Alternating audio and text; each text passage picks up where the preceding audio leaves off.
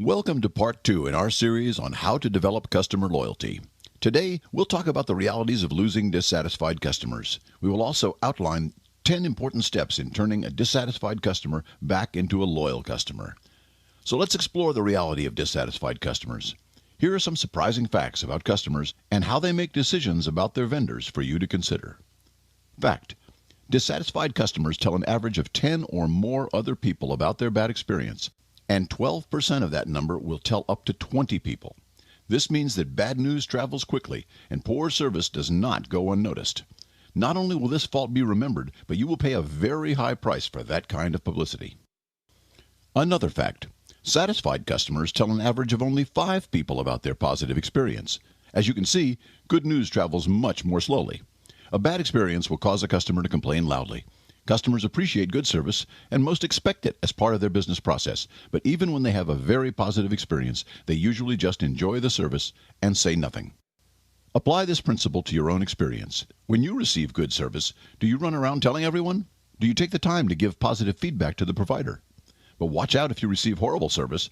I'll bet you can't wait to tell anyone who will listen about your frustration. It's human nature.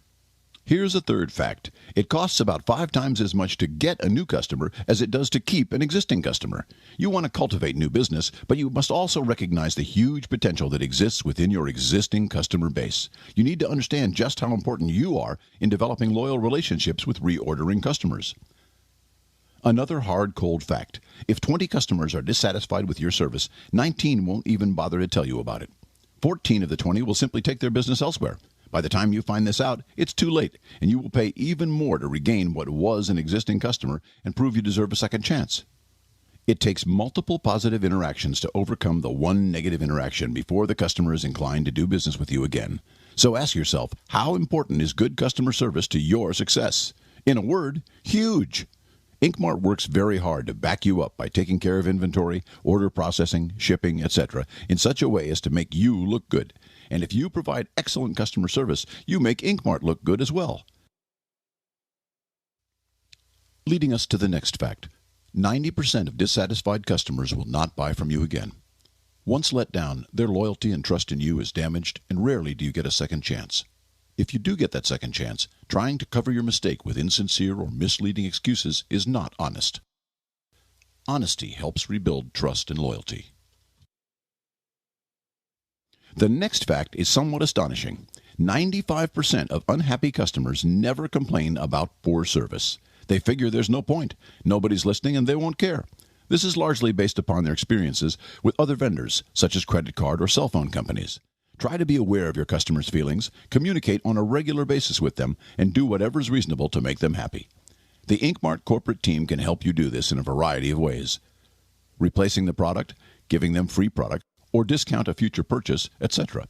None of our products are so costly that we can't do whatever is reasonably necessary to help you retain a customer.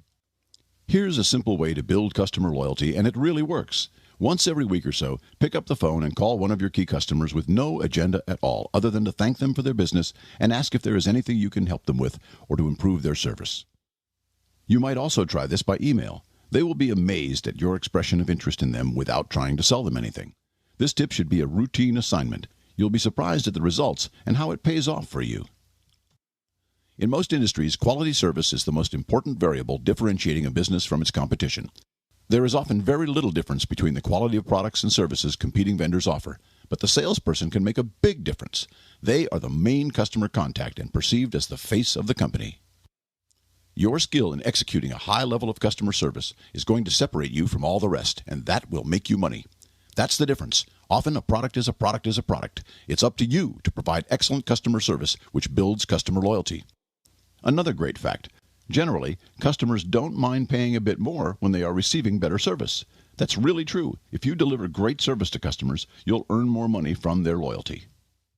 Another very important statistic: over 90% of dissatisfied customers become loyal customers again if their complaints are discovered and handled quickly. Over 80% of buying decisions are emotional decisions and made on a personal level. Logic exists only to justify that emotional decision. Customers want to forgive you for errors in service. Since they made a decision to do business with you in the first place, they don't want to look like they picked the wrong vendor. but they just need some quick reasons to continue their loyalty. This is why you must make regular contact with key customers. As part of customer loyalty, we must talk briefly about customer reviews. Customer reviews are essential, but guess what? Most vendors do not take the time to provide for customer reviews. They don't care enough to find out what their customers think of them. So as a part of the review process, you should get information from your customers in 3 areas. What have they experienced in the past?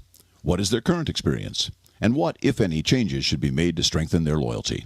Customer reviews are essential. Take the time to ask customers for the reviews as part of your regular follow-up routine. Do we need to become perfect to establish customer loyalty? Well, of course not. Mistakes are made. It's only natural, especially when we're offering 30,000 products or more and we have thousands of customers. The key is to understand that customers remain loyal if their concerns are rectified quickly. Most customers do not want to switch vendors, especially if they are enjoying a good relationship with you and Inkmart now. But when push comes to shove, customers will move on to another supplier if it will negatively affect them to continue to do business with you. As discussed before, price and quality of product are pretty much the same among vendors. So it's your service as the face of Inkmart that is the distinguishing factor in building and retaining loyal customers. We'd go so far as to say that price is really never the most important ingredient in a business relationship. What? While price is definitely important, having the lowest price on the planet does the customer no good if they can't get the product in the expected manner. You could literally promise free ink and toner products to your customer, but if you can't deliver quality products in a timely manner, free is useless to them. Here's an example. Tell your customer, I have laser cartridges for $5 a dozen. How many would you like? Watch their astonished looks and then quickly say, however, we're out of stock right now. Or, but sometimes they don't always work right. As you can see, price is no good without high-quality service. So how do you handle difficult situations when the customer is called and is angry over a mistake that's been made? Here are 10 steps to address the complaint and help retain that customer. Step 1. Listen intently to ascertain the customer's complaint and mood. Focus on the customer whenever contact is made. The last thing you should do is interrupt the customer in any manner while they are venting. Say nothing and let them speak. They may feel a need to take a breath here or there, may have something more to say until they feel relieved, so let them talk. Step 2. Thank them for letting you know about the problem. When they are through expressing their frustrations and have calmed down, thank them for coming to you with their problem, saying, "Thank you for calling me and letting me know that we made a mistake. I appreciate you sharing that with me." Step 3. Do not take the complaint personally. That's sometimes easier said than done, but usually their complaint is not intended to be a personal attack on you. Step 4. Apologize for the problem created, but never say the words, "I'm sorry." Always say, "I apologize for the error," or "I apologize for the mistake." Saying the word sorry makes it too personal and can often reignite the situation. Step 5. Show empathy immediately. State that you understand how frustrating this must be for them. Now be careful here. Never say you understand how they feel. This may anger them more. You can never know exactly how another person feels. They will most likely retort that, "No, you don't understand how I feel," and off they go again, ranting and raving. A much more soothing statement might be, "I apologize for the mistake, and I can understand how frustrated you must be," or "how frustrated you must feel by getting a late delivery." Then follow that up very quickly with, "I would be upset as well." Show some empathy at this stage. Step 6. Take control of getting the problem resolved. Now that you have apologized, take control and become their hero. Use what we call a bridge phrase, such as, "In order to solve this problem, I need to ask you a couple of questions." Then politely ask questions to obtain any information needed to accurately and quickly solve the problem. Get as much information about the issue as you can before attempting to solve the problem, because when you don't have all the information, you can't have a complete solution. Step 7. Formulate a plan and offer options. Now that you have the information needed to understand the problem, it's usually very simple to solve a customer's complaint. As an example, for a wrong product shipped in error, you might offer the customer the following options. If you need them right away, we can ship it overnight. If priority shipping is not important, then we'll have it shipped out today and also credit your account with one free item on your next order. Would either one of these options work for you? The point is to make the customer happy while retaining their business. They will feel you actually listened to them, cared about their problem, and that you've offered them reasonable consideration, which can make them happy again. Remember, if you or Inkmart made the mistake, we must be prepared to do something extraordinary to maintain that high level of trust in our customer service. Step 8. Take responsibility for follow-through.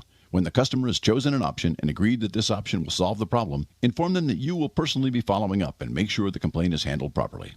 Step 9. Actually follow through. Follow through with any appropriate InkMart team members, then extend yourself by calling your customer once they receive the corrected product or the problem has been resolved to be doubly sure that trust and loyalty has once again been restored. Step 10. Don't apologize again for the problem. Never say, "Once again, I apologize for the mistake." This may only reawaken the original dissatisfaction, and all the negative feelings will be brought to the surface again. The problem is now solved and the customer is once again satisfied. You might even turn the experience into a chance for additional sale by asking if there is anything else they might need along with the corrected item. Following these 10 steps almost guarantees that your customers will actually thank you for your assistance in solving their issue and remain loyal to you.